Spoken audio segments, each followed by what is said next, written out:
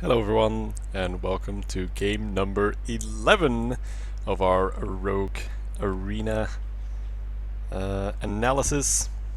We've been going strong. Let's see if we can close out this arena as strong as we started. So straight off the bat, great opening hand. Ooh, excuse me there. I have to say that this is a little bit different than before. I think I remember having a similar hand and putting back the dwarf, looking for either a scrub or a backstab, but in this case we already have the scrubs, we already have the barber, and against the paladin generally you'll coin the scrubs, then your turn 2 is going to be a dagger, because he'll play a shielded minibot or something. You'll use your face to remove the shield, your 2 and 1 to trade in, and then on turn 3 you can probably play the barber, so then we already have a turn 3 play. It's not amazing, but it's usually good enough. I'd rather have a Scarlet Crusader or, you know, an Ogre Brood or what have you. But then the Dwarf comes in on turn 4, super strong, makes up for the slightly weaker turn 3, even though, you know, Barber on 1 charge is still phenomenal. So yeah, that's why I'm gonna go ahead and keep Ringleader, Barber and Dwarf and ditch the Dragonling Mechanic. Mechanic showing up a ton in our opening hand. She really wants to be part of the team. Not the worst card, of course, but definitely not on the same level as the other 3. Alright, and there we go. There's that Scarlet Crusader. Gives us the excuse me, flexibility that we were looking for. Shredder as well. Now we don't have to Dwarf on 4 in case it's not super good. But yeah, we're coining the scrubs here. That's always happening. Defias Ringleader, super good if you're on the coin. Don't need to tell any of you that. Getting 4 power on the board on turn 1 is pretty crazy, especially because it's nicely split up, so you can deal with threats really easily. Our opponent is using a hero power, and this is actually a really interesting move. This is a move I've recently started doing. Haven't really seen anyone else do it. Maybe some people that watch the stream. I'm sure that some other people have had the same idea, but this happens from time to time, right? You coin scrubs and the opponent answers with a hero power. Now, what a lot of people do here is they dagger up and use their face to kill that. Now, I don't think that's necessarily correct. I think I'd rather use the 2-2 to kill the 1-1 and then preserve health on the dagger. It might seem weird because I damage my dude, but my dude is already dead to a consecration. So I don't feel like I want to let him die with 2 health. I think I'd rather use him to deal with the board now and have a healthier dagger, especially with an auto barber in the hand. Just in general, daggers are mega useful against paladins, removing divine shields, killing hero powers, etc, etc. Just all round pretty solid. Okay, now that the opponent throws out another hero power, I'm of course not going to be too cheap. He already hero powered off curve, and this is definitely a really good hero power target. And we can just develop on curve, put our Scarlet Crusader down and deal 4 damage. And already from this point, I feel like the Paladin is under such pressure. It's going to be a really difficult game for him. If you have to hero power twice in the early game, and we saw him debate on whether he was going to play a card or not, so I feel like he's playing really greedy. So here he plays the Gnomish Inventor. I think once again it's a good moment to pause. An easy kill would be to use a Divine Shield and our face. But let's take inventory over board then. We have a 1 health minion here, a 1 health minion here, a 1 health minion here without Divine Shield. So Consecration would absolutely destroy that. I think a better way to solve this problem is to just put your Dark Iron Dwarf down on your 2-in-1, use the 2-in-1 to kill the the Gnomish, and then go face for 5. That way you have 3 minions on the board, of which 2 will survive the Consecration, being the Dwarf and the Crusader, who we saved the Divine Shield on. Like, don't get me wrong, using Divine Shields for favorable traits is good, but if you don't have to, and you can use it to play around AoE, use it to play around AoE. I guess True Silver's pretty nasty now on the Dwarf, but you know, he deals 2 extra phase damage to himself, you know, being that he heals 2, then takes 4. Another 5 comes in, so that's pretty solid. Could have shredded there and used the 2 scrubs. That wouldn't have been terrible, but this retains 2 extra power on the board. Yeah, I like how we're playing it so far. We're not giving him any way back into the game. Even Equality Consecrate next turn isn't that bad because you still have your shield. So our opponent plays a Venture Co. Now this is also a good moment to pause. For the people that watch my stream, they know that I love ignoring Venture Co's.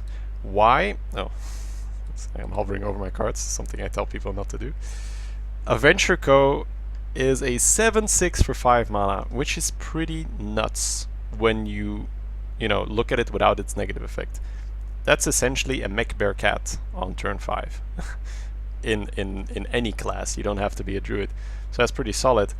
Now, of course, we know that Venture Co is not that good of a card because it has this negative effect, that it limits your development. So I always feel that if you kill the Venture Co the turn he's played, you make the minion way better than he is. Because if you kill him the turn that he's played, your opponent legitimately played a 7/6. Excuse me, guys. Your opponent legitimately played a 7/6 on turn 5 and didn't get a penalty at all. Now, when could this backfire? When your opponent just has a bunch of non-creatures in his hand, like weapons and spells and what have you. So, but generally, it's my philosophy that I don't kill Venture Co's. So then there's two things we can do here. We can put the Scarlet Crusader down and the Defias Ringleader and go full face, or we can put the Shredder down and go full face. I opted here for the Shredder over the Scarlet and Defias, simply because Consecrate becomes a bit better.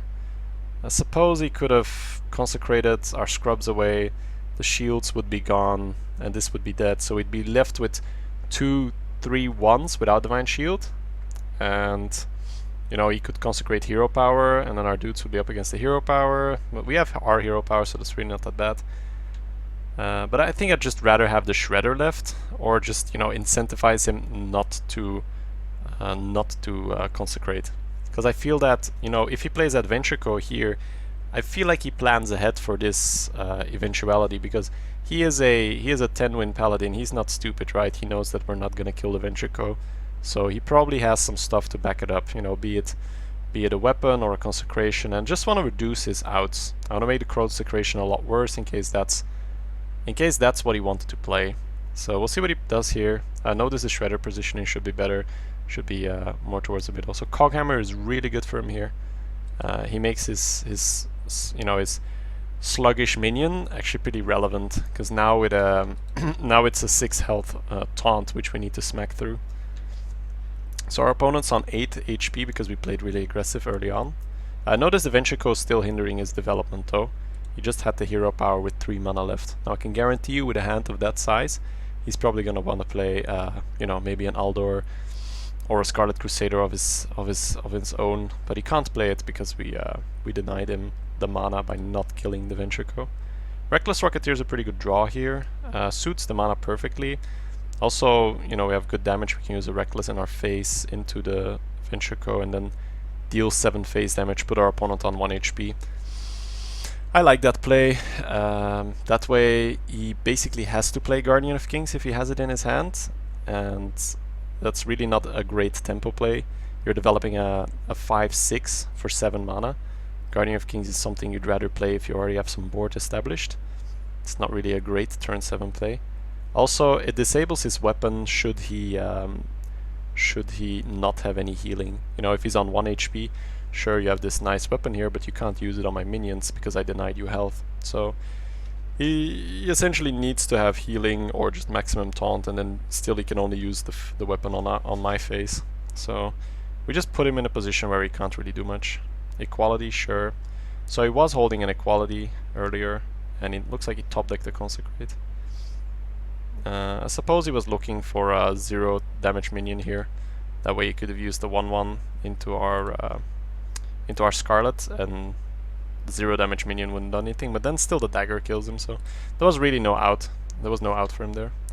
So nice, there we go guys. 11-0, quick game, showing you how to get the board and quickly spiral things out of control. I can guarantee you that if we had cleared that Venture Co, our opponent could have had Equality consecrated us anyway.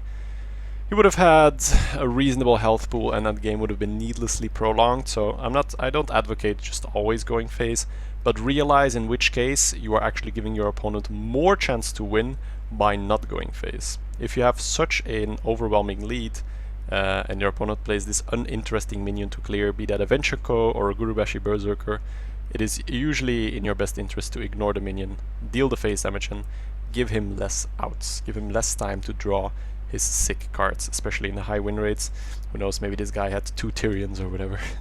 Alright guys, I will see you back for game number 12. Will that be the last one? Who knows? Maybe we get 12-0 the dream. And I'll see you guys there.